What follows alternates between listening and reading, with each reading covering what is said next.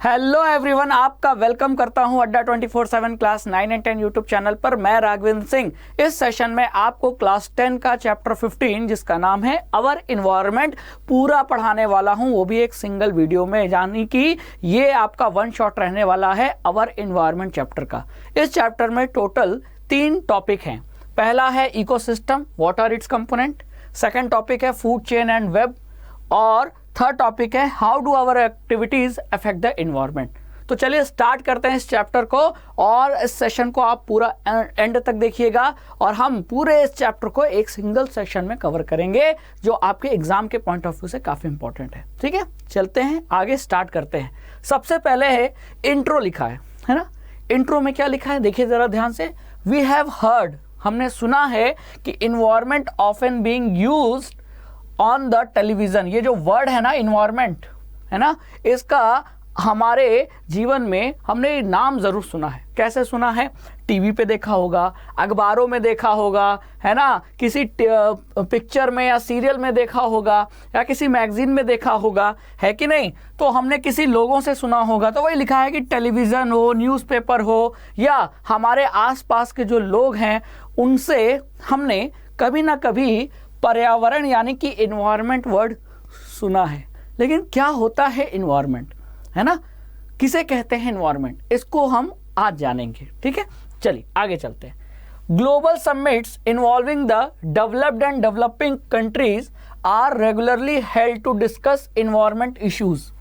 बच्चों, पर्यावरण की जो समस्या है यानी इन्वायरमेंटल इश्यूज है, जैसे ग्लोबल वार्मिंग है ना, जैसे कि आपका पॉल्यूशन है, तो ये सब इन्वायरमेंटल इश्यूज तो ही हैं, और इस इश्यूज से पूरी दुनिया परेशान है, चाहे वो डेवलप कंट्री हो चाहे डेवलपिंग कंट्री हो। जैसे अगर यूएसए की बात करें, अमेरिका एक डेवलप कंट्री है, इंडिया एक डेवलपिंग कंट्री है। तो इस तरीके से पूरी जो दुनिया है, पूरा अर्थ पे जितने भी देश हैं, कंट्रीज हैं, वो डेवलप्ड और डेवलपिंग में बटे हुए हैं। लेकिन चाहे देश कोई भी हो, समस्या एक सिंगल है। ग्लोबल वार्मिंग हर देश की समस्या है।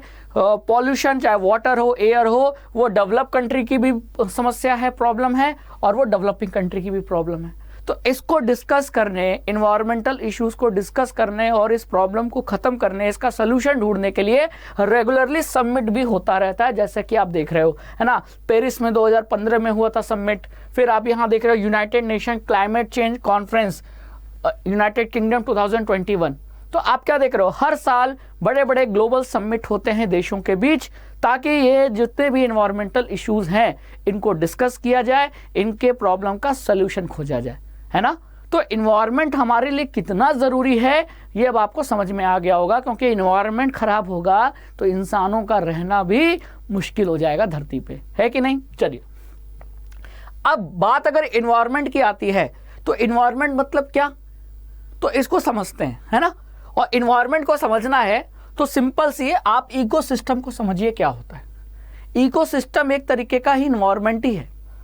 तो इन्वायरमेंट क्या होता है इसको समझने के लिए हम पहले इकोसिस्टम समझते हैं। इकोसिस्टम ही एक तरीके का इन्वायरमेंट है, ठीक है, और इकोसिस्टम के कंपोनेंट होते हैं। क्लियर। अब आपसे अगर पूछा जाए कि जो एनिमल हैं या प्लांट्स हैं, उनको अपने अगल बगल सराउंडिंग में ऐसे बहुत सारी चीज़ें हैं जिनकी ज़रूरत पड़ती है। जैसे इंसानों को अगर अपना पेट भरना है तो उनको चाहिए फूड, और फूड कहाँ ग्रो करेंगे? वो सॉइल में, है ना। सॉइल क्या है? हमारे लिए इन्वायरमेंट है। खेत में अगर हम क्रॉप ग्रो करेंगे तभी तो हमको दाल चावल जो भी हम खाते मिलेगा, और तब हम जिंदा रहेंगे। यानी कि हम इंसानों के अगल बगल का इन्वायरमेंट कैसा है ये बहुत रोल प्ले करता है कि हम कैसे दिखते हैं, है ना, हम स्वस्थ हैं कि हम बीमार हैं। खराब खाना खाओगे तो बीमार पड़ोगे, है कि नहीं। तो किसी भी लिविंग ऑर्गेनिज्म का जो उसका इन्वायरमेंट है, वो इन्वायरमेंट उस लिविंग ऑर्गेनिज्म पे, उस लिविंग ऑर्गेनिज्म के लाइफ पे असर डालता है। तो इस इन्वायरमेंट को, इकोसिस्टम को समझना पड़ेगा ना। तो क्या लिखा है? ऑल ऑर्गेनिज्म जिसमें जीवन है, जैसे कि plants, animals, micro organisms and human beings as well as the physical surrounding interact with each other and maintain a balance in nature. तो जितने भी लिविंग ऑर्गेनिज्म हो, चाहे वो इंसान हो, जानवर हो, पेड़ पौधे हो, ये सभी अपने अगल बगल के जो फिजिकल सराउंडिंग है, हवा, पानी, मिट्टी, इन सभी फिजिकल सराउंडिंग के साथ ये जितने भी लिविंग ऑर्गेनिज्म हैं क्या करते हैं, इंटरैक्ट करते हैं। और उस इंटरेक्शन के वजह से एक बैलेंस बना हुआ है।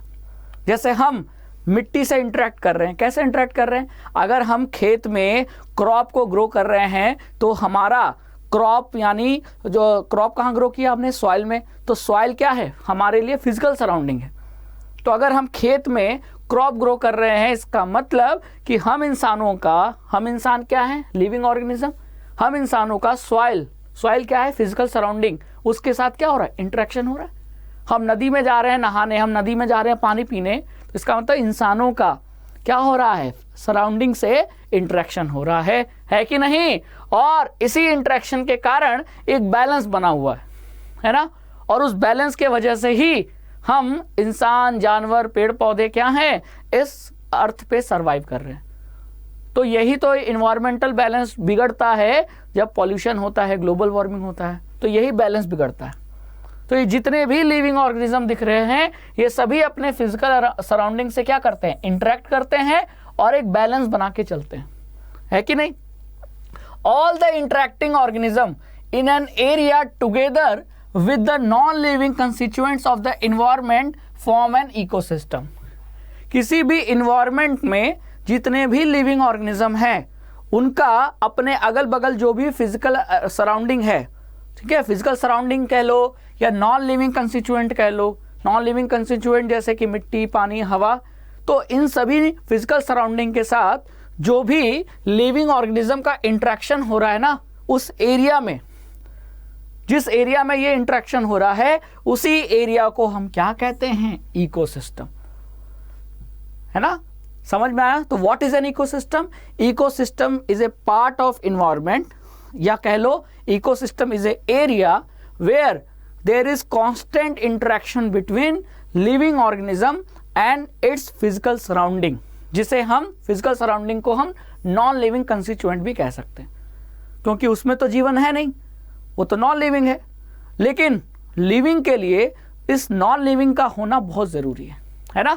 तो वो एरिया जहां आप देखो, जरा ध्यान से देखो, इस पिक्चर को ध्यान से देखो, हवा है, सन है ना, पानी है, पॉन्ड में, तालाब में पानी है, सन है, हवा है, मिट्टी है, और इन सभी फिजिकल सराउंडिंग यानी नॉन लिविंग कंस्टिट्यूएंट्स का यूज कौन कर रहे हैं, लिविंग ऑर्गेनिज्म यूज कर रहे हैं। तालाब में मछली है, तालाब में बैक्टीरिया भी होंगे, है ना, यहाँ क्या कहते हैं, घास के मैदान में देखो जानवर भी होंगे, कीड़े मकोड़े भी होंगे, ये देखो चिड़िया भी उड़ रही है।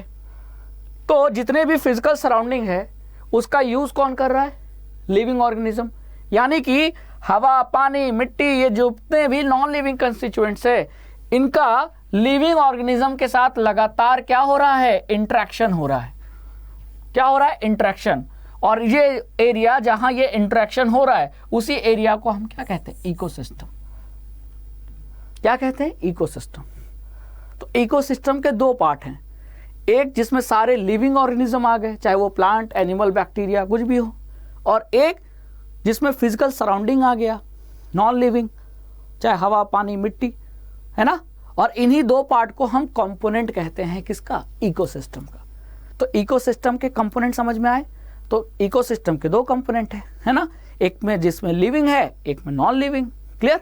और वो एरिया जहां इसी लिविंग और नॉन लिविंग के बीच में इंटरेक्शन हो रहा है, उसी एरिया को हम इकोसिस्टम कहते हैं। तो कभी भी आप खुद ही सोचो, अगर ये नॉन लिविंग कंस्टिट्यूएंट अर्थ से, धरती से हवा हट जाए, पानी हट जाए, मिट्टी हट जाए, सूरज चमकना बंद कर दे, तो जरा आप सोचो कि अगर ये नॉन लिविंग चीजें खत्म हो गई धरती से, तो क्या अर्थ पे लाइफ बची रहेगी? क्या लिविंग ऑर्गेनिज्म जिंदा रहेंगे? नहीं रहेंगे।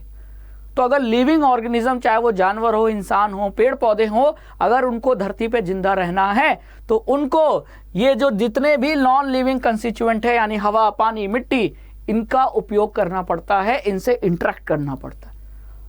और वो एरिया जहां ये इंटरेक्शन हो रहा है, वही एरिया इकोसिस्टम कहलाता है। तो इकोसिस्टम अब आपको क्लियर हो गया होगा। अब आगे चलते हैं, अब इकोसिस्टम के कंपोनेंट पढ़ते हैं। तो इकोसिस्टम के कितने कंपोनेंट? 2 कंपोनेंट होते हैं, ठीक है। Thus an ecosystem consists of 2 components. One is called biotic and other is called abiotic. तो इकोसिस्टम देखो एरो क्या बता रहा है, biotic component plus abiotic component, दोनों कंपोनेंट का आपस में इंटरेक्शन होता है और वो एरिया कहलाता है इकोसिस्टम। तो अगर आपसे पूछा जाए how many components are there in ecosystem, in an ecosystem, तो इकोसिस्टम के 2 कंपोनेंट होते हैं। 2 कंपोनेंट कौन से? एक बायोटिक कहलाता है, दूसरा एबायोटिक कहलाता है। अब बायोटिक कंपोनेंट किससे बनता है और एबायोटिक कंपोनेंट किससे बनता है, चलिए जानते हैं। बायोटिक कंपोनेंट की बात करें तो जितने भी लिविंग ऑर्गेनिज्म हैं, चाहे वो प्लांट हो, चाहे वो एनिमल हो, चाहे वो फंगस हो, चाहे वो माइक्रोब हो, बैक्टीरिया, वायरस, तो जितने भी लिविंग ऑर्गेनिज्म हैं, इंसान, जानवर, पेड़ पौधे, घास, ठीक है, फूल पत्तियां, फंगस, बैक्टीरिया, वायरस, प्रोटोजोआ, मच्छर, मक्खी, ये जितने भी लिविंग ऑर्गेनिज्म हैं, इनसे मिलके बनता है क्या? Biotic component. क्लियर? अब बात करते हैं एबायोटिक कंपोनेंट की। तो इन लिविंग ऑर्गेनिज्म के लिए मैंने पहले भी बोला कि नॉन लिविंग फिजिकल सराउंडिंग बहुत ज़रूरी है। तो वो कौन से फिजिकल सराउंडिंग, यानी कि वो कौन सी एबायोटिक चीज़ें हैं जो लिविंग ऑर्गेनिज्म के लिए यानी बायोटिक कंपोनेंट के लिए ज़रूरी है? तो दूसरा आता है एबायोटिक कंपोनेंट में, फिर आता है टेम्परेचर, रेनफॉल, बारिश, हवा, विंड, मिट्टी, सॉइल, खनिज, मिनरल्स और ह्यूमिडिटी। ह्यूमिडिटी यानी आर्द्रता, हवा में जो नमी होती है उसी को ह्यूमिडिटी कहते हैं। बरसात में ह्यूमिडिटी बढ़ जाती है, देखो आपका पसीना सूखता नहीं है, क्यों? क्योंकि पहले से हवा में पानी है। और गर्मी में जब हवा में पानी कम होता है और आपके चेहरे पे जो पसीना निकलता है वो आसानी से सूख जाता है कि नहीं? तो ये सारी चीज़ें एबायोटिक कंपोनेंट है और इन पर डिपेंड होते हैं कौन? इन सारे एबायोटिक कंपोनेंट पर डिपेंडेंट है बायोटिक कंपोनेंट, यानी प्लांट, एनिमल, माइक्रो, फंजाई, इन सभी लिविंग ऑर्गेनिज्म के लिए ज़रूरी है कि तापमान कितना हो, रेनफॉल हो, हवा हो, सॉइल हो, मिनरल हो, ह्यूमिडिटी हो। अगर ये एबायोटिक कंपोनेंट को आप अर्थ से, धरती से ख़त्म कर दो तो अपने आप ये बायोटिक कंपोनेंट भी ख़त्म हो जाएगा। और इसी बायोटिक और एबायोटिक कंपोनेंट के बीच में लगातार इंटरेक्शन हो रहा है। मान लो कोई कीड़ा है, कीड़ा घर में कहाँ बनाया है अपना? वो मिट्टी के अंदर रहता है ना? जैसे केचुआ, अर्थवॉर्म, अर्थवॉर्म कहाँ रहता है? मिट्टी के अंदर। तो इसका मतलब अर्थवॉर्म तो बायोटिक कंपोनेंट का पार्ट है, लेकिन वो जिस जगह रह रहा है, सॉइल एबायोटिक कंपोनेंट का पार्ट है। तो क्या सॉइल के बिना अर्थवॉर्म रह पाएगा? नहीं रह पाएगा। तो इसका मतलब कि बायोटिक और एबायोटिक एक दूसरे पर क्या कर रहे हैं? इंटरेक्ट कर रहे हैं, है ना? दोनों का एक दूसरे का यूज हो रहा है और इस एरिया को ही जहां ये दोनों इंटरेक्ट कर रहे हैं वही इकोसिस्टम है। तो हमने बड़े आराम से हमने इकोसिस्टम का बायोटिक और एबायोटिक कंपोनेंट पढ़ लिया। अब आगे चलते हैं, चलो। फॉर एग्जाम्पल, एक एग्जाम्पल लेते हैं। क्या जो गार्डन है, if you visit a garden you will find different plants such as grasses, यानी घास देखने को मिलेगा, पेड़ देखने को मिलेंगे, है ना, फूल देखने को मिलेंगे जैसे कि रोज, जैस्मिन। तो आप गार्डन गए हो तो गार्डन में कितना अच्छा दिखता है ना, घर में गार्डन है या कहीं बाहर गार्डन है तो गार्डन हमको अट्रैक्ट करता है। क्यों?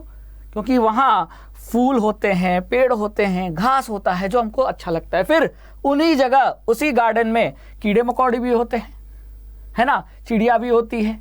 All these living organism interact with each other and their growth, reproduction and other activities affected by the abiotic component of ecosystem।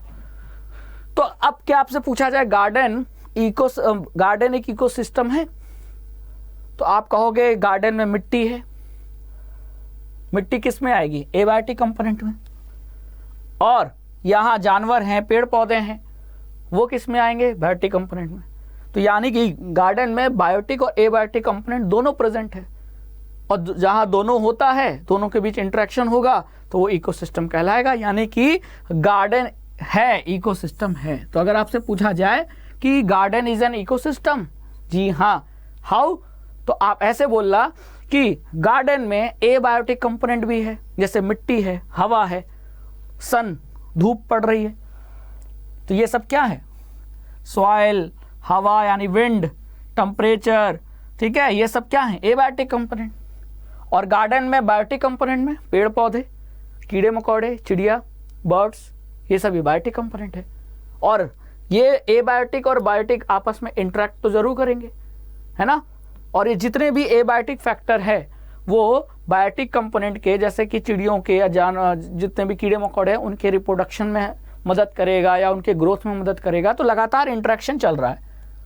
तो जहां बायोटिक और एबायोटिक कंपोनेंट के बीच में इंटरेक्शन होगा उसे हम इकोसिस्टम कहेंगे। जी हाँ, तो गार्डन इकोसिस्टम है। जी हाँ, सो garden is an ecosystem. Clear. अब कुछ एग्जाम्पल देख लेते हैं इकोसिस्टम के। तो इकोसिस्टम दो टाइप का होता है। इकोसिस्टम के कंपोनेंट दो टाइप के होते हैं और इकोसिस्टम का जो टाइप है वो भी दो टाइप है। तो ये ध्यान रखना, इकोसिस्टम के कंपोनेंट दो टाइप के और इकोसिस्टम का जो टाइप है, कंपोनेंट नहीं, टाइप भी दो टाइप का है। जैसे एक होता है नेचुरल और एक होता है आर्टिफिशियल। तो नेचुरल इकोसिस्टम की बात करें तो जंगल नेचुरल इकोसिस्टम है, तालाब, पॉन्ड नेचुरल इकोसिस्टम का एग्जाम्पल है, लेक नेचुरल इकोसिस्टम का एग्जाम्पल है, क्योंकि इसको इंसानों ने नहीं बनाया, ठीक है, ये बने बनाए थे। क्लियर। लेकिन कुछ ऐसे इकोसिस्टम हैं जहां बायोटिक और एबायोटिक कंपोनेंट के बीच में इंटरेक्शन होता है और उस इकोसिस्टम को इंसानों ने बनाया है। जैसे कि गार्डन, अभी पढ़ा हमने, गार्डन इकोसिस्टम तो है लेकिन नेचुरल नहीं, आर्टिफिशियल। जैसे खेत, क्रॉप फील्ड, जैसे घर में आपके मछली घर यानी एक्वेरियम होगा, तो एक्वेरियम में पानी है, हवा है और मछली है, तो यानी बायोटिक और एबायोटिक दोनों कंपोनेंट है और दोनों के बीच में इंटरेक्शन हो रहा है। लेकिन इसे पहले से बना बनाया नहीं था, इसको इंसानों ने बनाया। तो एक्वेरियम, खेत यानी क्रॉप फील्ड, गार्डन, है ना, ये सभी आर्टिफिशियल यानी कि ह्यूमन मेड इकोसिस्टम।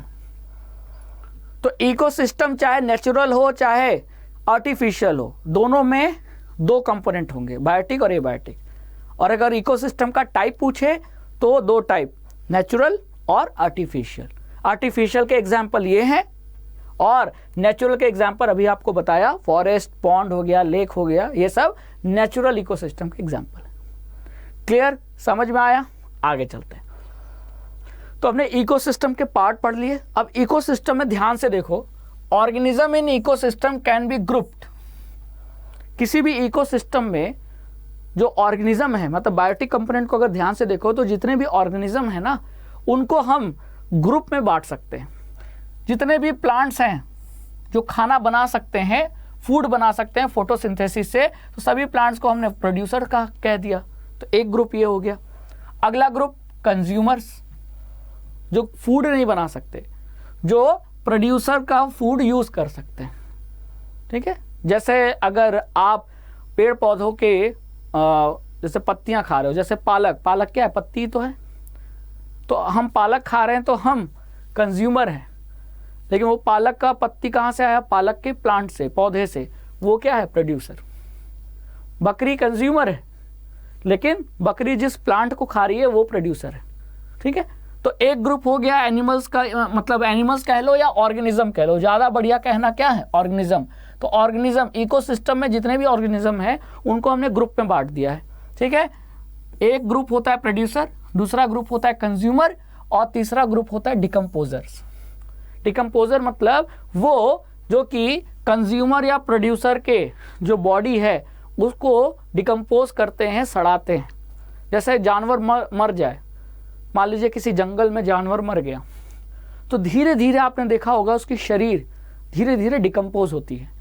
तो वो काम किसका है? वो काम फंगस का है और बहुत सारे अदर माइक्रोब्स का है। तो वो सब किस में आएंगे? डिकम्पोजर्स में आएंगे, ठीक है। तो इस तरीके से इकोसिस्टम में जितने ऑर्गेनिज्म हैं उनको हमने तीन ग्रुप में बांट दिया, producers, consumers and decomposers, according to the manner in which they obtain their substance from the environment. मतलब किस तरीके से वो अपना फूड और जीवन जीने के लिए जो भी न्यूट्रिएंट है वो किस तरीके से वो ऑब्टेन करते हैं, इस आधार पे हमने ऑर्गेनिज्म को तीन कैटेगरी में बांट दिया, प्रोड्यूसर, कंज्यूमर एंड डिकम्पोजर। तो प्रोड्यूसर में क्या आ जाएंगे? जितने भी प्लांट्स हैं और एल्गी, ये सभी प्रोड्यूसर्स हैं जो खाना बनाते हैं, सनलाइट का यूज़ करके खाना बनाते हैं। और इस खाने को जो खाते हैं वो सभी क्या हैं, वो सभी कंज्यूमर हैं। ठीक है, क्या हैं वो, कंज्यूमर। क्लियर। तो अब प्लांट को मान लो बैल खा रहा है तो बैल भी कंज्यूमर है, और बैल को शेर ने खाया तो शेर भी कंज्यूमर है ना। तो कंज्यूमर भी दो टाइप के हुए, हर्बीवोरस शाकाहारी और कार्निवोरस। और जो प्लांट भी खाए और मांस मीट भी खाए तो वो तो ओमनीवोरस है, जैसे इंसान। कई अधिकतर इंसान ऐसे हैं जो प्लांट भी खा रहे हैं और नॉनवेज भी खा रहे हैं, तो वो ओमनीवोरस हुए, तो वो यहाँ आ जाएंगे। ठीक है, तो प्रोड्यूसर्स हो गए ये हर्बीवोरस, कार्निवोरस, ओमनीवोरस, ये सभी हो गए कंज्यूमर। और फिर इनके शरीर को डिकम्पोज करने का काम कौन करते हैं, डिकम्पोजर्स। तो ये हो गए डिकम्पोजर। कुछ फंगस हो गए, कुछ बैक्टीरिया हो गए जो डिकम्पोजर की तरह काम करते हैं। ठीक है, तो ये ध्यान रखना है, ये ऑर्गेनिज्म का क्या है, ग्रुप है। इकोसिस्टम में जितने भी ऑर्गेनिज्म हैं उनको 3 ग्रुप में डिवाइड कर दिया है। प्लांट फूड बनाने वाले प्रोड्यूसर, उस फूड को खाने वाले कंज्यूमर्स, अब चाहे वो हर्बीवोरस हो, कार्निवोरस हो या आपके ओमनीवोरस हो। और थर्ड कैटेगरी प्रोड्यूसर या कंज्यूमर के शरीर को सड़ाने वाले, गलाने वाले जो ऑर्गेनिज्म है वो होते हैं डिकम्पोजर। तो मैं आपसे पूछूं अगर कि मगरमच्छ कहाँ रखोगे, मगरमच्छ ऑर्गेनिज्म है। अब मगरमच्छ क्रोकोडाइल को आप किस ग्रुप में रखोगे, प्रोड्यूसर में? नहीं। कंज्यूमर में? जी हाँ, कंज्यूमर में रखेंगे। ठीक है, अब मैं आपसे पूछूं कि बताओ बकरी को कहाँ रखोगे, कंज्यूमर में। लेकिन फिर मैं आपसे पूछूं आम के पेड़ को कहाँ रखोगे, प्रोड्यूसर में। ठीक है, और फंगस, मरे हुए जानवर के शरीर पर फंगस ग्रो हो रहा है जो उसके शरीर को डिकम्पोज कर रहा है, वो उसको कहाँ रखोगे, डिकम्पोजर में। क्लियर, समझ में आया? चलिए आगे चलते हैं। तो हमने इकोसिस्टम पढ़ लिया, इसके कंपोनेंट पढ़ लिए। अब आगे चलते हैं और इकोसिस्टम में फूड चेन और फूड वेब के बारे में पढ़ते हैं। ठीक है, चलिए। तो सबसे पहले हम स्टार्ट करेंगे, फूड चेन को समझेंगे। क्लियर। अब फूड चेन, अभी आपने ऑर्गेनिज्म की 3 कैटेगरी देखी, तो आप इस 3 कैटेगरी में जरा पीछे में जाऊं तो आपको पता है कि प्लांट को कौन खाएगा, कंज्यूमर। और कंज्यूमर में भी सबसे पहले कौन खाएगा, शाकाहारी। तो इस प्लांट को मान लो इसने खाया और फिर इस बैल को शेर ने खाया, तो एक चेन बनी ना, फूड की चेन। इसने खाया, इसको इसने खाया, तो एक फूड की चेन बनी, है ना। इसी को हम कहते हैं फूड चेन। तो series of organism taking part at various biotic levels and feeding on one another form a food chain. तो ये आपके बायोटिक लेवल्स हैं। ये क्या है, बायोटिक लेवल्स। तो बायोटिक लेवल पे जो एक फूड की सीरीज बनती है जिसमें अलग अलग बायोटिक लेवल पे आने वाले जो जीव हैं, ऑर्गेनिज्म हैं, वो एक दूसरे का खाना बन जाते हैं और एक चेन बनाते हैं। इसी चेन को हम फूड चेन कहते हैं। जैसे यहाँ ध्यान से देखो, प्लांट को हिरन ने खाया, हिरन को टाइगर ने खाया, तो एक ये फूड चेन हो गई। फिर यहाँ घास को किसने, टिड्डे ने खाया, टिड्डे को मेढक ने खाया, मेढक को सांप ने खाया, सांप को चील ने खाया, ईगल ने, तो ये एक फूड चेन हो गई। तो आप देखो इसमें अलग अलग बायोटिक लेवल है कि नहीं। ये प्लांट है तो ये प्रोड्यूसर है, तो ये अलग बायोटिक लेवल, ये प्रोड्यूसर हो गया। और ये दोनों कंज्यूमर है, तो कंज्यूमर अलग बायोटिक लेवल होते हैं। तो वही तो लिखा है, वेरियस बायोटिक लेवल। ठीक है, कि बायोटिक लेवल पे, अलग अलग बायोटिक लेवल पे आने वाले ऑर्गेनिज्म जब एक दूसरे को खाते हैं और एक फूड की चेन बनती है, तो इसे ही हम फूड चेन कहते हैं। इस सीरीज को फूड चेन कहते हैं। यहाँ देखो, इस पत्ती को बिच्छू ने खाया, ठीक है, बिच्छू को मछली ने खाया, मछली को सारस ने खाया, बगुले ने, है ना। क्लियर। तो ये भी एक फूड चेन है। इसमें ये प्रोड्यूसर है, बाकी ये सब कंज्यूमर है। तो स्टार्ट कहाँ से हो रहा है, ध्यान रखो, फूड चेन हमेशा स्टार्ट होगा प्रोड्यूसर से कौन से बायोटिक लेवल पे? प्रोड्यूसर से स्टार्ट होगा और फिर आगे कंज्यूमर तक जाएगा। समझ में आया? समझ में आया कि नहीं? तो फूड चेन अब आपको समझ में आ गया। अब किसी भी फूड चेन में ये जो बायोटिक लेवल होते हैं ना, इनको हमने अलग अलग ट्रॉफिक लेवल में बांट दिया है। ईच स्टेप और level of the food chain forms a trophic level. तो जैसे ये फूड चेन है, फूड चेन का एक लेवल ये है, अगला लेवल ये, अगला लेवल ये। उसी तरह अगर इस फूड चेन को देखो तो एक लेवल ये, एक लेवल ये, एक लेवल ये, एक लेवल ये, एक लेवल ये। तो किसी भी फूड चेन में अलग अलग लेवल होते हैं और उन्हीं लेवल को क्या कहा जाता है? ट्रॉफिक लेवल कहा जाता है। ठीक है, तो फूड चेन में कई सारे ट्रॉफिक लेवल होते हैं। अब इस ट्रॉफिक लेवल को हम इस पिरामिड के फॉर्म में रिप्रेजेंट करते हैं। अब पिरामिड का बेस देखो कहां से स्टार्ट हुआ? प्रोड्यूसर से। क्यों? क्योंकि फूड चेन की शुरुआत कहां से हुई थी? किसी भी फूड चेन की शुरुआत प्लांट से हुई होगी, यानी किसी प्रोड्यूसर से ही होगी। क्योंकि प्रोड्यूसर खाना बना सकते हैं, तब तो वो खाना आगे जाएगा ना। खाना बना ही नहीं है तो खाएगा कौन? तो खाना बनाता कौन है? प्रोड्यूसर। प्रोड्यूसर कौन होते हैं? प्लांट्स हो गए, है ना। प्लांट में आपके छोटे मोटे पौधे भी आ गए, बड़े पेड़ भी आ गए और फिर उसमें एल्गी भी आ गए प्रोड्यूसर्स में।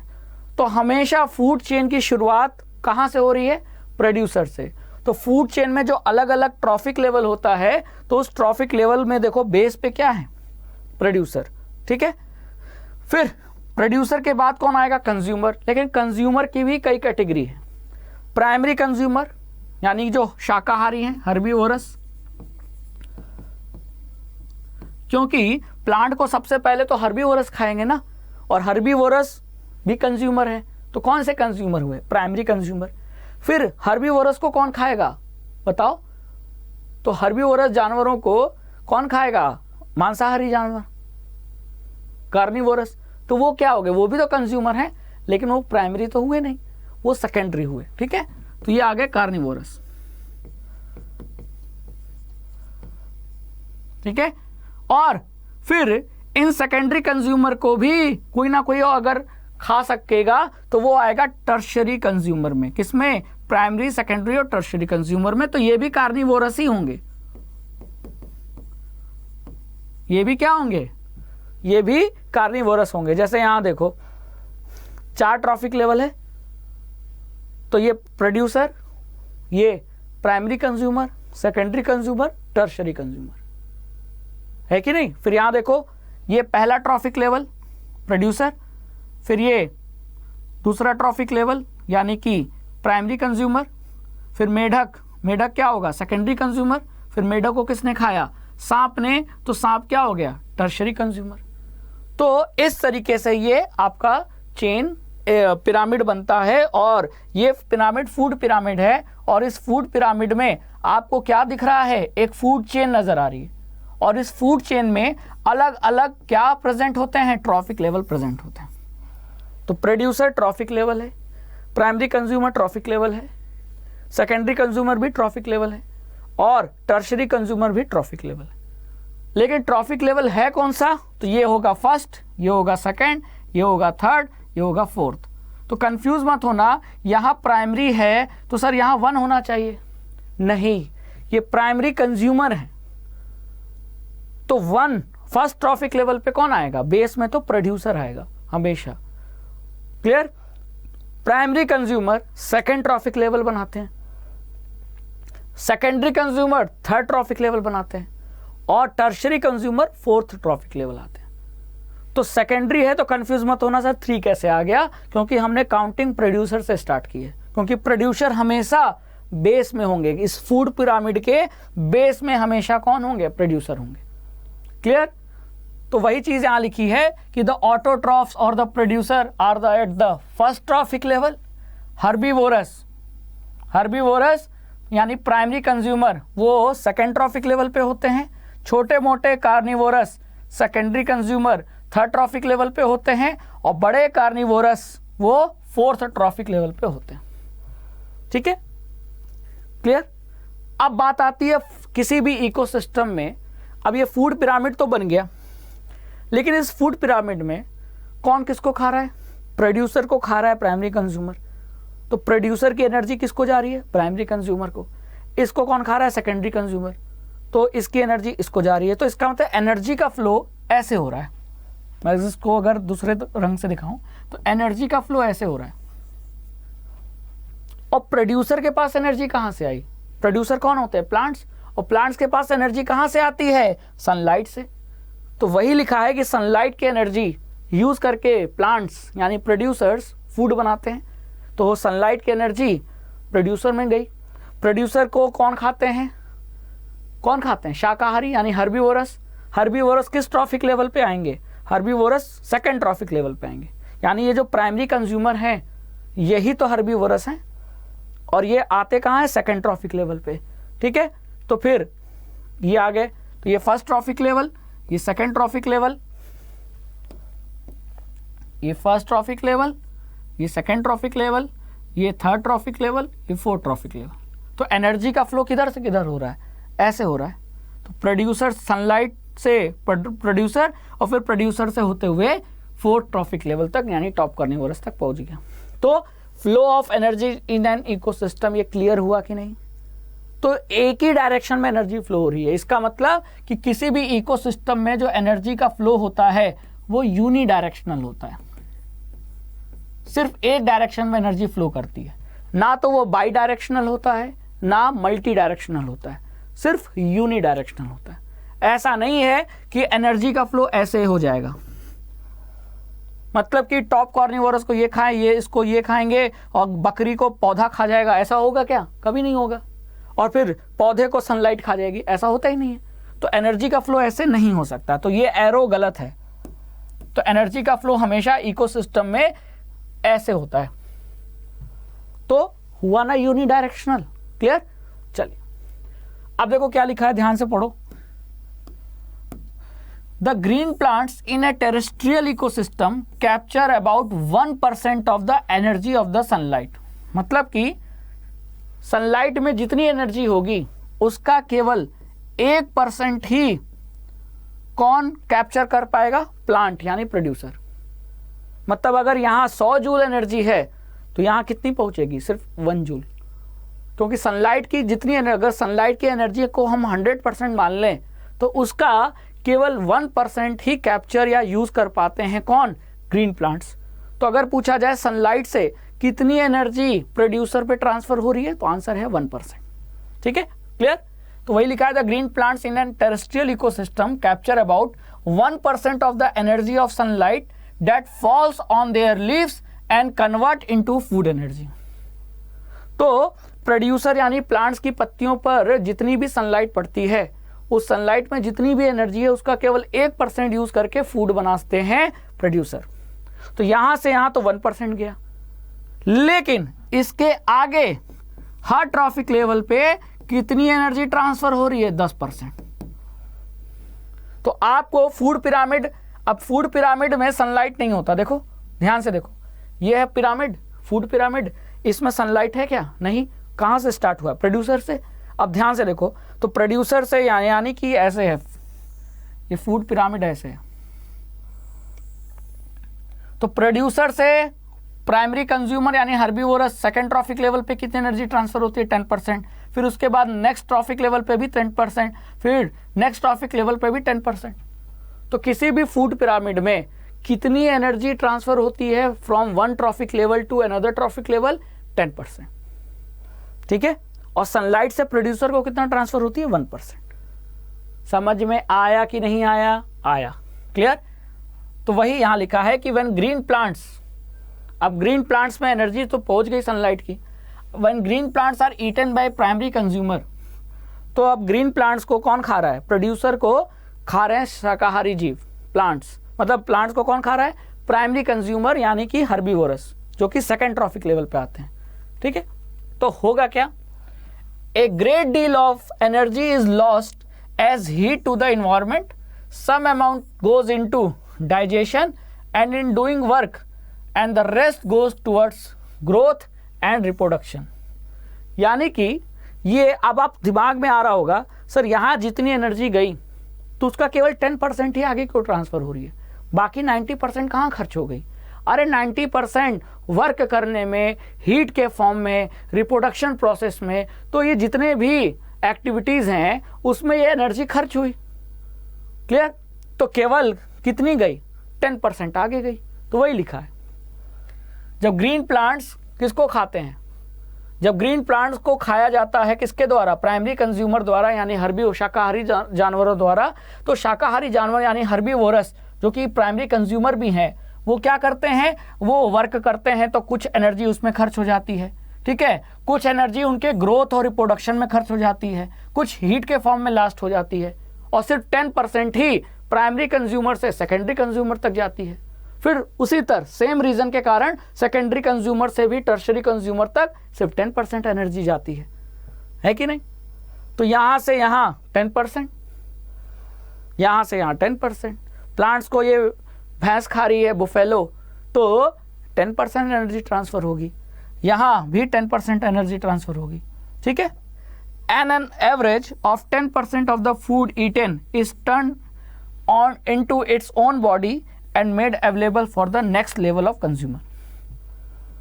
तो कुल मिला के बात इतनी सी है कि किसी भी फूड पिरामिड में जितने भी ट्रॉफिक लेवल होते हैं, तो एक ट्रॉफिक लेवल से अगले ट्रॉफिक लेवल तक केवल 10% एनर्जी ही ट्रांसफर होती है, क्योंकि बाकी 90% ग्रोथ में, रिप्रोडक्शन में, किसी ना किसी एक्टिविटी में वो खर्च हो जाती है, वेस्ट हो जाती है। क्लियर? इसीलिए केवल 10% ही ट्रांसफर होती है।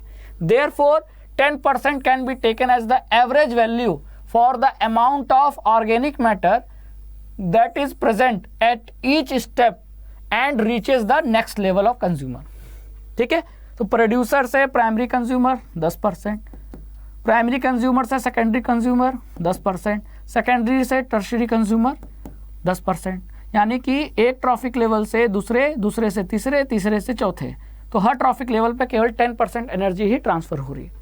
Since so little energy is available for the next level of consumer, तो जैसे जैसे ऊपर जा रहे हैं एनर्जी कम हो जा रही है ना।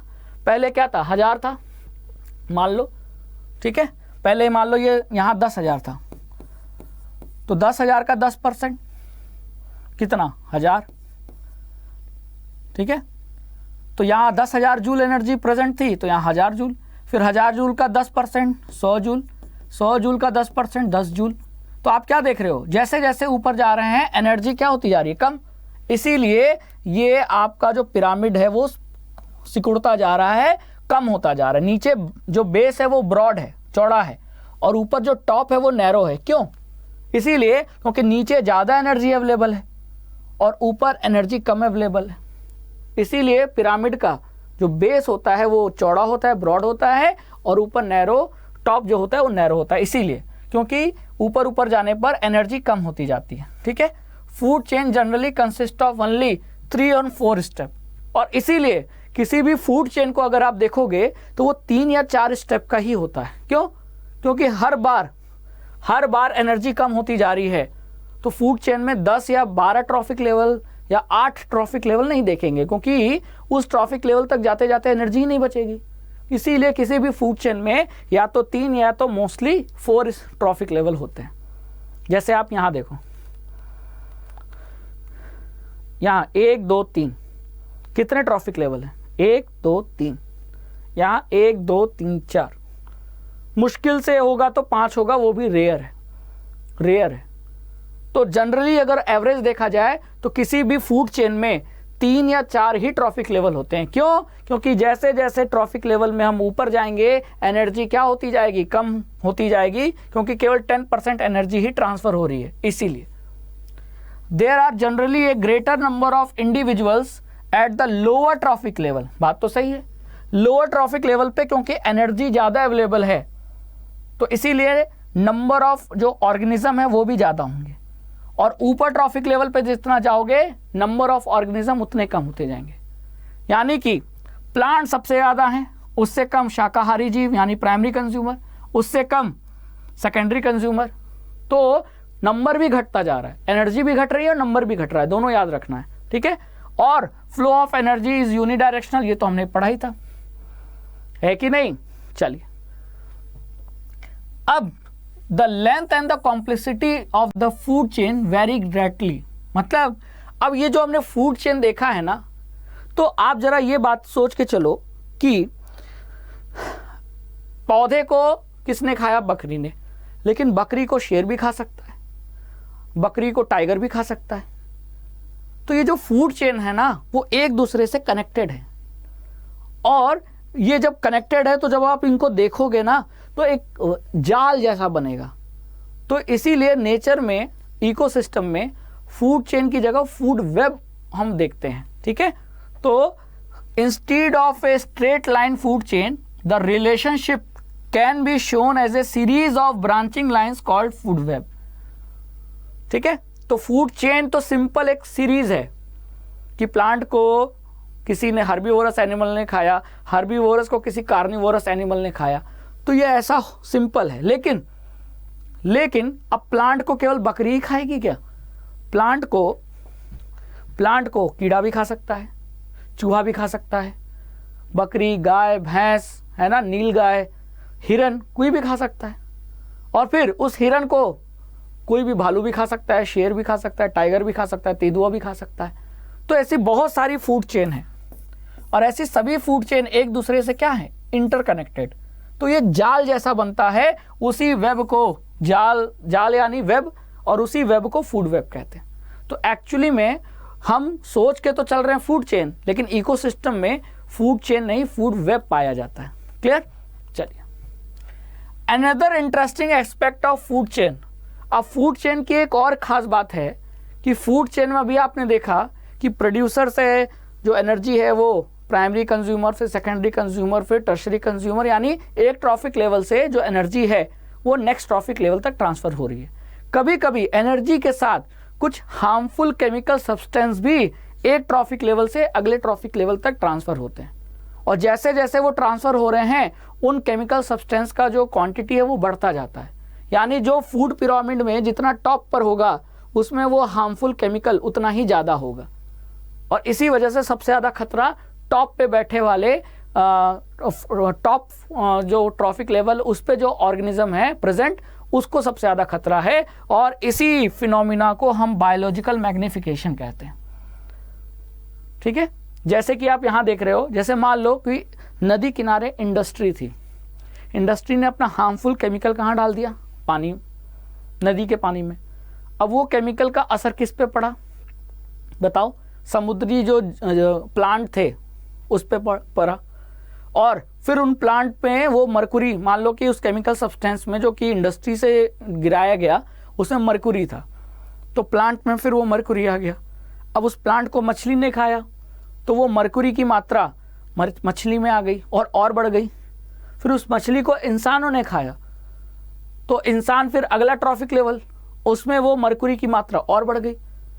तो सक्सेसिव ट्रॉफिक लेवल पर हार्मफुल केमिकल सब्सटेंस का जो कंसंट्रेशन है वो बढ़ता जाता है, और सबसे ज़्यादा प्रॉब्लम करता है जो बहुत ऊपर ट्रॉफिक लेवल पर बैठा है, उस ऑर्गेनिज्म को सबसे ज़्यादा ये प्रॉब्लम करता है, और इसी फिनोमिना को बायोलॉजिकल मैग्निफिकेशन कहते हैं। तो मैग्निफिकेशन मतलब मैग्नीफाई हो रहा है, बढ़ रहा है। तो वही लिखा है, एज दीज केमिकल्स, कोई हार्मफुल केमिकल मान लेते हैं, नॉट डिग्रेडेबल, अगर वो डिग्रेड नहीं हो रहा है, these get accumulated progressively at each trophic level, हर ट्रॉफिक लेवल पर वो एक्यूमुलेट होने लगता है। कौन? वही harmful chemical. As human beings occupy the top level in any food chain, क्योंकि हमको खाने वाले, इंसानों को खाने वाले जानवर बहुत कम है धरती पर, और वो भी रेयर केस में खाते हैं। हम जंगल में जाएंगे, हम अगर हमारे पास बंदूक नहीं है, हमारे पास कुछ रक्षा का ऑप्शन नहीं है, तो शेर हमको खा जाएगा, लेकिन वो बहुत रेयर है।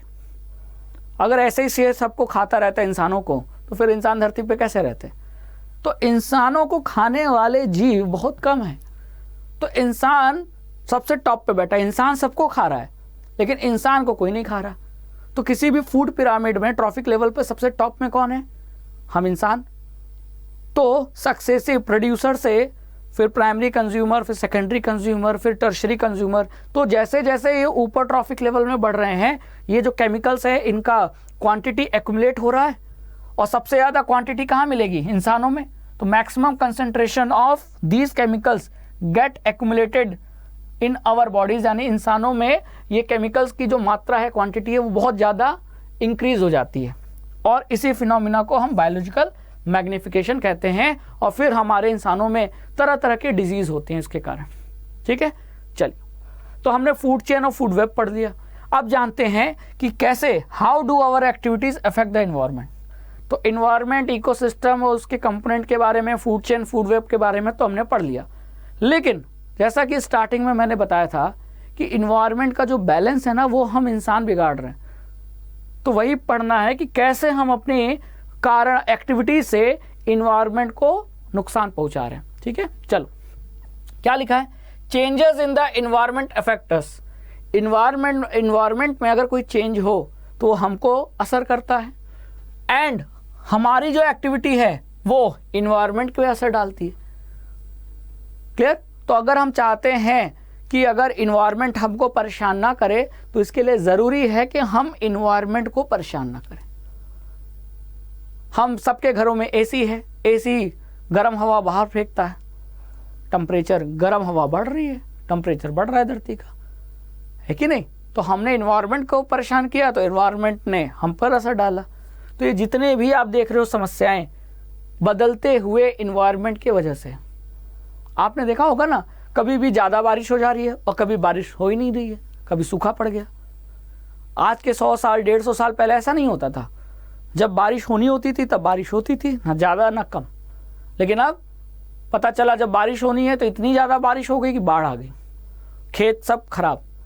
और जब बारिश होना था पता चला बारिश ही नहीं हुई। तो ये क्या बता रहा है, सूखा पड़ गया, और ये इस बात को बता रहा है कि इन्वायरमेंट में चेंजेस हो रहे हैं और वो हमारे एक्टिविटीज़ के कारण, इंसानों के गलत कार्य करने, वर्क करने के कारण। ठीक है, अब जैसे उसमें एक एग्जाम्पल लेते हैं, ग्लोबल वार्मिंग को समझते हैं। ग्लोबल वार्मिंग से ज़्यादा आपका ये ओजोन लेयर का डिप्लीशन है, इसको समझते हैं। Ozone layer and how it is getting depleted, ये भी एक चेंजिंग इन्वायरमेंट का एग्जाम्पल है। ठीक है, तो सबसे पहले ओजोन होता क्या है? ऑक्सीजन गैस में ऑक्सीजन के 2 मॉलिक्यूल होते हैं, लेकिन ओजोन में ऑक्सीजन के 3 मॉलिक्यूल होते हैं। तो ओजोन का फॉर्मूला होता है O3, और ये एक मॉलिक्यूल है जिसमें ऑक्सीजन के 3 एटम होते हैं। और जहां ऑक्सीजन हमारे लिए बहुत ज़रूरी है, वहीं ओजोन, जहां एक ऑक्सीजन और बढ़ गया, हमारे लिए पॉइजनस है। ठीक है, अब ये ओजोन पाया कहाँ जाता है? तो धरती का, अर्थ का जो एटमॉस्फेयर है ना, उस एटमॉस्फेयर में एक ओजोन की लेयर पाई जाती है। ठीक है, तो however at the higher level of the atmosphere, ये अर्थ का सरफेस, अर्थ के सरफेस से जब आप ऊपर एटमॉस्फेयर में जाओगे काफ़ी ऊपर, तो वहाँ ये ओजोन की लेयर पाई जाती है, O3 की लेयर, है ना।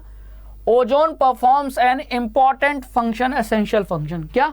कि सन से जो लाइट आ रही है, उस सनलाइट में हार्मफुल रेडिएशन, अल्ट्रावायलेट रेडिएशन भी प्रेजेंट होती है, और अगर ये रेडिएशन धरती तक पहुंच जाए तो इंसानों, जानवरों, पेड़ पौधों, सबको नुकसान पहुंचाएगा। तो हमको इस अल्ट्रावायलेट रेडिएशन जो कि सनलाइट में प्रेजेंट होता है, इससे बचाने का काम कौन करता है? ओजोन। तो एक तरीके से ओजोन इस अल्ट्रावायलेट रेडिएशन को फिल्टर कर देता है, रोक देता है।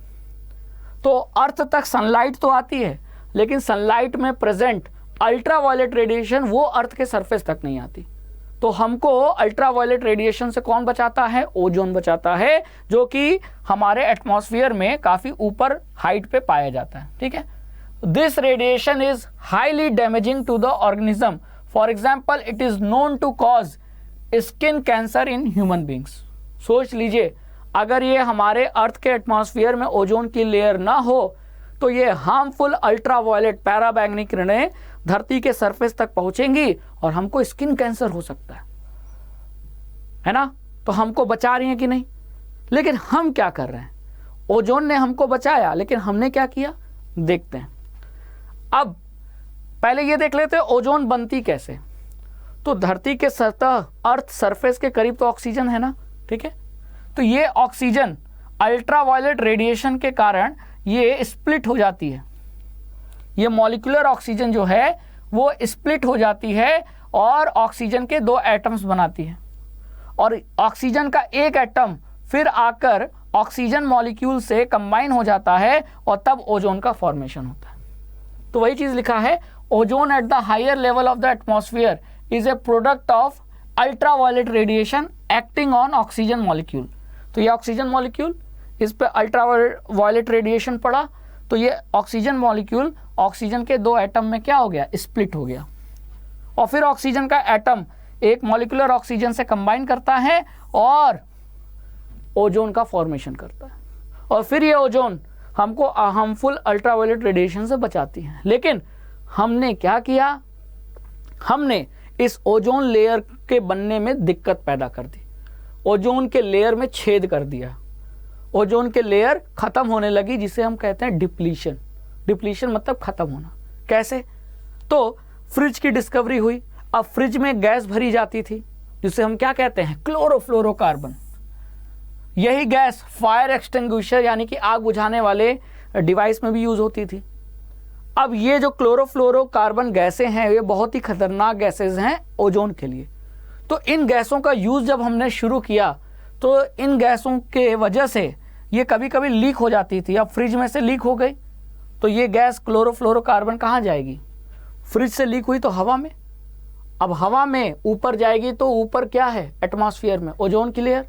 तो ओजोन की लेयर को डैमेज करती हैं कौन, क्लोरोफ्लोरोकार्बन, जिसके वजह से ओजोन की लेयर में क्या दिख रहा है, छेद। तो ये सैटेलाइट से एक फोटो ली गई अर्थ की, और अर्थ की ये जो ओजोन लेयर है, तो जहां जहां ग्रीन है वहां वहां ओजोन लेयर ठीक है, लेकिन यहाँ वॉयलेट रंग क्या दिखा रहा है कि इतने दूर अर्थ के इतने ऊपर इतने एरिया पर ओजोन लेयर गायब हो गई है। क्यों? ये क्लोरोफ्लोरोकार्बन गैस के यूज करके। तो ओजोन की लेयर किसने खत्म की, क्लोरोफ्लोरोकार्बन ने। और क्लोरोफ्लोरोकार्बन किसके वजह से पैदा हुआ, हम इंसानों की वजह से। हम इंसानों को फ्रिज चाहिए ताकि हम अपने खाने को खराब होने से रोक सके, उसको ठंडा रख सके, तो हमने फ्रिज बनाया। फ्रिज बनाया तो हमने क्लोरोफ्लोरोकार्बन गैस यूज करनी पड़ी, और हमारे यूज करने के वजह से यही गैस जाकर ऊपर किसको खराब कर दी, ओजोन को खराब कर दी, है ना। तो amount of ozone in the atmosphere begin to drop sharply in the 1980s, यानी कि 1980 से ओजोन की लेयर में डिप्लीशन बहुत तेजी से स्टार्ट हुआ, और उसका मेन कारण था chlorofluorocarbon gas. This decrease has been linked to synthetic chemicals like chlorofluorocarbon which are used as refrigerant and fire extinguisher। तो ऐसा क्या हुआ कि 1980 के बाद से ओजोन लेयर की डिप्लीशन बहुत तेजी से होने लगी। उसका मेन कारण था ये क्लोरोफ्लोरोकार्बन गैस, जिसका हम यूज कर रहे थे फ्रिज में, फायर एक्सटिंग्विशर में, ठीक है। अब आप ही बताओ, जितने एरिया पर ओजोन लेयर गायब हो जाएगी तो उतने एरिया से जो अल्ट्रावायलेट रेडिएशन है वो एंटर करेगी और अर्थ के सरफेस पे पहुंचेगी। और अर्थ के सरफेस पे पहुंचेगी तो क्या होगा, तो अर्थ पे अगर इंसानों को वो अल्ट्रावायलेट रेडिएशन इंटरेक्ट होगा तो इंसानों को कैंसर होगा, प्लांट्स को कैंसर होगा, है ना। तो कहने का मतलब ये है कि तो फिर खतरा है कि नहीं भाई, यही ओजोन लेयर तो फिल्टर कर रही है, रोक रही है अल्ट्रावायलेट को। अब ओजोन लेयर गायब तो फिर अल्ट्रावायलेट रेडिएशन आराम से धरती तक पहुंच जाएगी, है ना। इस बात को समझा दुनिया के देशों ने। तो अब इसका सलूशन क्या, तो सलूशन निकालने के लिए कि किस तरीके से ओजोन लेयर में जो डिप्लीशन हो रहा है उसको ठीक किया जाए, उस डिप्लीशन को रोका जाए, तो 1987 में यूनाइटेड नेशन इन्वायरमेंट प्रोग्राम, ठीक है, ने एक मीटिंग की। और वो मीटिंग कहाँ हुई थी, मॉन्ट्रियल सिटी में। और ये मॉन्ट्रियल सिटी शहर कहाँ था, कनाडा में। तो कनाडा के मॉन्ट्रियल सिटी में 1987 में यूनाइटेड नेशन इन्वायरमेंट प्रोग्राम की एक समिट हुई, और इस समिट में दुनिया के देशों ने पार्टिसिपेट किया।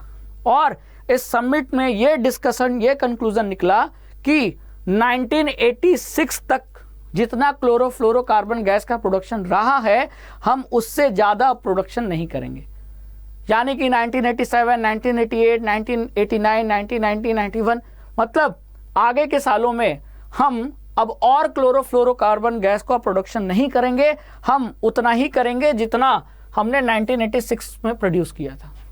तो ये हमने एक स्टैंडर्ड सेट कर दिया, इससे ज़्यादा और नहीं क्लोरोफ्लोरोकार्बन गैस का प्रोडक्शन करेंगे। क्यों? क्योंकि अगर इससे ज़्यादा करेंगे तो फिर हमारी ओजोन लेयर खराब होगी तो हमको दिक्कत होगी। तो ये डिसीजन लिया गया मॉन्ट्रियल शहर में, जो कनाडा में जो ये समिट हुआ था, और इस समिट को ऑर्गेनाइज किसने किया था? यूनाइटेड नेशन एनवायरनमेंट प्रोग्राम ने। ठीक है, इट इज नाउ मैंडेटरी, ये मैंडेटरी है for all the manufacturing companies to make chlorofluorocarbon free refrigerators throughout the world. अब बाद में दुनिया के सभी देशों में ये कंपलसरी कर दिया कि जो भी कंपनियां रेफ्रिजरेटर बना रही हैं उसमें वो क्लोरोफ्लोरोकार्बन गैस का यूज नहीं करेंगी, तो CFC फ्री रेफ्रिजरेटर उनको बनाना पड़ेगा, है ना। तो ये सब स्टेप्स थे, इनिशिएटिव था जो कि अलग अलग देशों ने लिया ताकि ओजोन लेयर के डिप्लीशन को रोका जा सके। क्लियर? अब थोड़ा और भी जान लेते हैं कि इन्वायरमेंट को और किससे प्रॉब्लम है? गार्बेज से, कचरा से। Managing the garbage we produce, हम कचरा पैदा भी कर रहे हैं तो उसका सही डिस्पोजेबल भी होना चाहिए, नहीं तो ये भी हमारे इन्वायरमेंट को परेशान करेगा, इन्वायरमेंट पे इफेक्ट डालेगा। ठीक है, in our daily activities we generate a lot of material that are thrown away. कचरा तो डेली प्रोड्यूस होता है ना, फल सब्जियों का छिलका है, अंडे का छिलका है ना, प्लास्टिक है, कागज है, ऐसी बहुत सारी डेली कचरा निकलता है। आपने घर भी आपने देखा होगा कि कचरा रोज सुबह सुबह घर जब साफ करते हैं तो कचरा को हम घर के बाहर डस्टबिन में फेंकते हैं, या नगर निगम का कूड़ादान होता है उसमें फेंकते हैं, फिर नगर निगम की गाड़ी आती है, कूड़ा उठा के ले जाती है ना। तो ये इसका डिस्पोजेबल भी बहुत सही तरीके से करना बहुत ज़रूरी है ना। आप कभी भी अगर आप दिल्ली आओ, दिल्ली में ओखला एक जगह है, ओखला में अगर आप अच्छे से ओखला को घूमोगे उस एरिया को, तो आपको इस तरीके का पहाड़ देखने को मिलेगा। अब ये पहाड़ किसका है? कचड़े का पहाड़ है। खुद देखिए, ये ट्रक की फोटो है। अब अंदाज लगाइए ट्रक कितना बड़ा गाड़ी है, उससे भी कई गुना बड़ा ये पहाड़ है। किसका? कचड़े का पहाड़ है। सोच लीजिए कितना कचरा हम पैदा कर रहे हैं, है ना। Visit any place of tourist interest and we are sure to find the place littered with the empty food wrappers. फिर आप किसी भी मतलब जिसको कहते हैं बीच वाले इलाके, जहाँ समुद्र जमीन से मिलता है, तो बीच वाले इलाके में जाएं। अक्सर लोग पानी की बोतल फेंक देते हैं, चॉकलेट खाया चॉकलेट का रैपर फेंक दिया, टॉफ़ी खाया टॉफ़ी का रैपर फेंक दिया, खाना खाया खाने का डब्बा फेंक दिया। तो हम कचरा बहुत फैला रहे हैं, बहुत फैला रहे हैं कचरा, है ना। गार्बेज बहुत प्रोड्यूस कर रहे हैं। और ये जो गार्बेज है ना, गार्बेज में दो टाइप के सब्सटेंस हैं। एक जो डिग्रेड हो जाते हैं, जो डिकम्पोज हो जाते हैं, तो उन्हें हम बायोडिग्रेडेबल कहते हैं। तो substance that are broken down by biological process. अब याद करो, मैंने बताया था कि जितने भी इकोसिस्टम में जो बायोटिक कंपोनेंट में जितने भी ऑर्गेनिज्म है उनको 3 कैटेगरी में हमने डिवाइड किया है, प्रोड्यूसर, कंज्यूमर और डिकम्पोजर। तो डिकम्पोजर ऐसे सब्सटेंस को ब्रेक डाउन कर दें, डिकम्पोज कर दें, उन सब्सटेंस को हम बायोडिग्रेडेबल कहते हैं।